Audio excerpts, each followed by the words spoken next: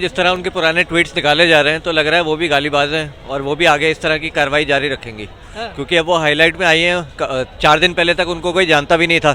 4 दिन में media YouTubers ने जो उनके पुराने सारे ट्वीट्स निकाले हैं और जो उन्होंने एमसीडी के दफ्तर में तोड़फोड़ की है उसके वीडियोज़ निकाले हैं, तो मुझे लगता है वो बड़े शर्मनाक हैं। और आगे अगर उनको रूल करना है तो वो 2-2.5 करोड़ लोगों की पूरी चीफ मिनिस्टर होनी चाहिए, क्योंकि इस बार आम आदमी पार्टी का और बीजेपी का सिर्फ 2% का वोट बैंक का फ़र्क था और सीटों का फ़र्क जो था वो 26 था सॉरी। तो मुझे लगता है कि बहुत अभी भी आम आदमी पार्टी में शायद थोड़ी जान बाकी रह गई है और हो सकता है कि वो अच्छा ऑपोजिशन में काम करे। लेकिन जो वादे करे हैं बीजेपी ने, क्या उम्मीद कर पा रही है दिल्ली की जनता की वो पूरे होंगे? क्योंकि यमुना बोली थी उसमें काम चालू करवा दिया। देखिए, मैंने पहले भी एक इंटरव्यू दिया था जिसमें मैंने कहा था कि केजरीवाल जो है वो 2100 रुपये नहीं दे पाएंगे, क्योंकि दिल्ली का ऑलरेडी 70,000 करोड़ का बजट है जो ऑलरेडी सैचुरेट और एग्जॉस्ट हो चुका है। तो ये पैसा कहाँ से आएगा? या तो सेंटर देगा या किसी IMF से उनको लोन लेना पड़ेगा। 2500 देना जो है हर इलेक्शन के बाद हर महिला को, अगर देखिए 1,57,00,000 वोटर हैं दिल्ली में, तो आप समझिए मोटा मोटी 80 लाख महिलाएं हैं। 80 लाख को अगर आप 2500 रुपये देंगे तो 30,000 करोड़ होता है। तो हर महीने अगर 30,000 करोड़ देंगे तो साल का टोटल 75,000 करोड़ का बजट है, 72,000 करोड़ का। तो दिल्ली की गवर्नमेंट कैसे काम करेगी? सारा बजट वहीं चला जाएगा। आतिशी जी तो कह रही है कि पहली बैठक में कर देना चाहिए, 2500 रुपये दो अगर वादा नहीं, आतिशी गलत कह रही है। इतनी जल्दी कोई काम नहीं होता और मुझे लगता है कि शायद हो भी ना पाए, क्योंकि बहुत मुश्किल है, क्योंकि दिल्ली का बजट जो है वो महाराष्ट्र के जैसा नहीं है। महाराष्ट्र का बजट बहुत बड़ा है, दिल्ली का बजट बहुत छोटा है। और वैसे ही अब डबल इंजन ट्रिपल इंजन की सरकार है, क्योंकि MCD की भी सरकार अब गिरने वाली है।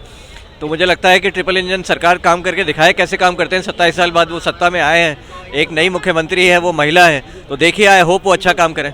अरविंद केजरीवाल को तो ये बोला जाता था कि वो तो बहाने बनाते, कोई काम तो करते नहीं थे। अभी बीजेपी सेंट्रल में भी, स्टेट में भी आ गई, अब तो दौड़ दौड़ के काम करेगी। देखिए, मुझे ऐसा लगता है कि अरविंद केजरीवाल ने स्वास्थ्य में और शिक्षा में अच्छा काम किया है। जहाँ पे क्रेडिट हो देना हो किसी को देना चाहिए। अब अगर स्वास्थ्य और शिक्षा में वो लेवल, शायद जितना लेवल अरविंद केजरीवाल ने बनाया शायद उतना लेवल नहीं रहे, वो लेवल नीचे आएगा। अच्छा, क्यों लगता है आपको? बाकी स्टेट में 20 स्टेट 21 स्टेट में बीजेपी सरकार चल रही है, अच्छी खासी एजुकेशन वो चला रहे हैं। देखिए, किसी भी स्टेट में जो है ना, शिक्षा की, स्वास्थ्य की, सड़क की बात नहीं होती। आप कोई भी इलेक्शन उठा के देख लीजिए, वो या तो हिंदू मुस्लिम हो जाता है या वो इलेक्शन का जो पूरा नैरेटिव है वो कहीं और चला जाता है।